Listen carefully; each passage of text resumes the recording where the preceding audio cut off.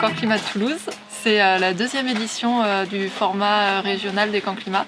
Donc c'est organisé par Alternatiba, les Amis de la Terre, ANV COP21 et les Désobéissants de Toulouse. Et du coup en fait c'est la déclinaison des camps climat nationaux d'Alternatiba et d'ANV COP21.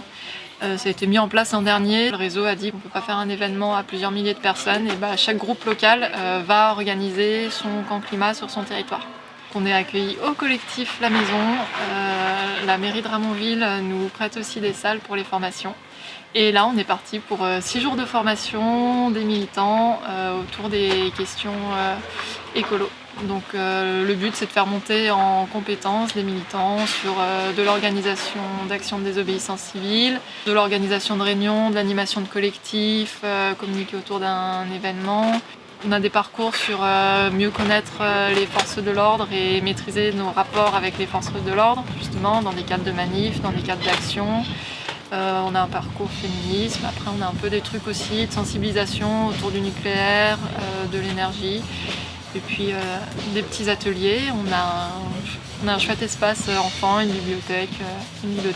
Et le soir, c'est des concerts, c'est des moments conviviaux. Là on vient de faire 2 soirées où le but c'était un peu de faire se rencontrer les gens.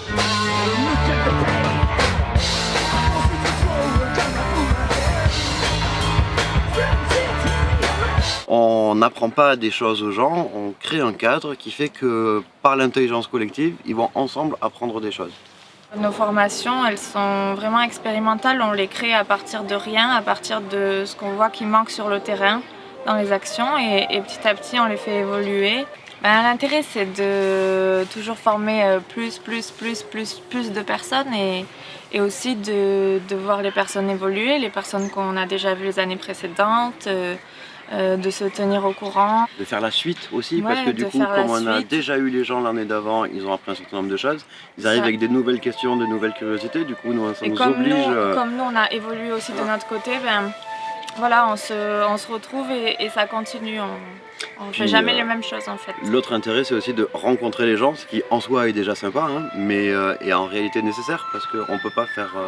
participer à des actions si on ne connaît pas un petit peu les gens, si on n'est pas dans un petit réseau. Et venir ici, c'est donc suivre des formations, mais c'est aussi tout le reste du temps pouvoir rencontrer des gens, voir avec qui on s'entend, avec qui on s'entend pas, avec qui on va faire des choses. On est assez content, je pense, du suivi qu'on a eu de la lutte de Salo, quand même, en tant que collectif. Dans l'Ariège. Contre une mine de tungstène. Ici, les gens qui sont sur le camp, il y a des primo-militants, des gens qui sont plus expérimentés et qui ont déjà eu un certain vécu. Et ce qui fait qu'on vit les choses tous de façon différente et c'est super bien de partager. Et pour ceux qui sont vraiment dans le moment où ils prennent la chose, une grosse claque actuellement, c'est super intéressant de voir que d'autres personnes sont déjà passées par là, quelles étapes ils ont franchies, pourquoi est-ce qu'ils sont plus sereins maintenant ou pas. Pourquoi est-ce que voilà, c'est vraiment super bien en fait, des échanges vraiment enrichissants et quand tu sors de là t'as pris de l'expérience très rapidement avec le partage d'expérience des autres. Un conseil que je peux donner à toute personne qui souhaite se lancer dans la désobéissance civile, c'est premièrement lance-toi et deuxièmement renseigne-toi juridiquement sur les risques que tu prends pour réduire au maximum ces risques. C'est le conseil le plus basique que je peux donner. Aujourd'hui, au Camp Climat, on a pu aborder un sujet qui est important et il s'agit donc du projet de Lannemezan, d'une implantation d'une méga scierie dont le groupe s'appelle la scierie Florian. Et ce projet a comme objectif en fait de couper tous les hêtres de la chaîne pyrénéenne. Et cette méga scierie en fait, elle est d'abord financée par la région à entre 40 et 60%, donc c'est un projet qui est quand même validé par la région et l'État.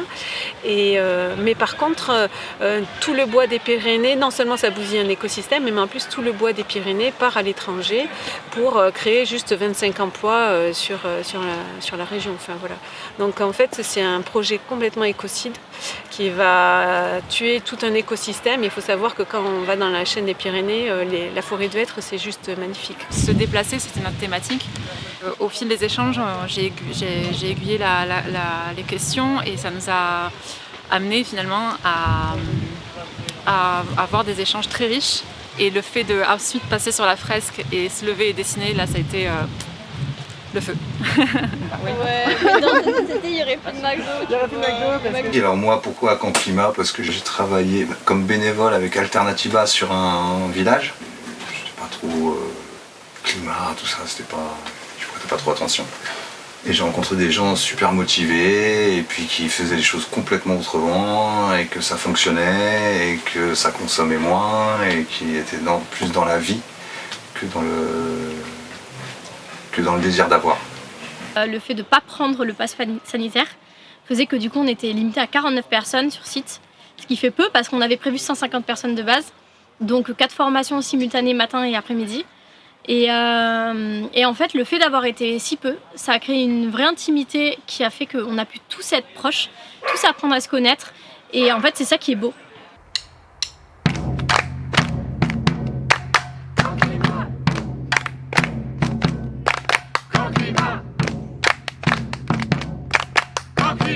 Alors le camp climat, du coup, je m'y suis impliquée par le bénévolat, j'ai pu participer à la cuisine, au service, à la plonge, à la pâtisserie.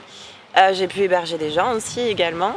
C'est vrai. Et du coup, ça m'a permis de faire des rencontres, de créer du lien et d'échanger. Et d'apprendre aussi des choses que je connaissais pas, de me mettre un peu à jour sur ce que je connaissais déjà. Et voilà, merci beaucoup. C'était vraiment très chouette.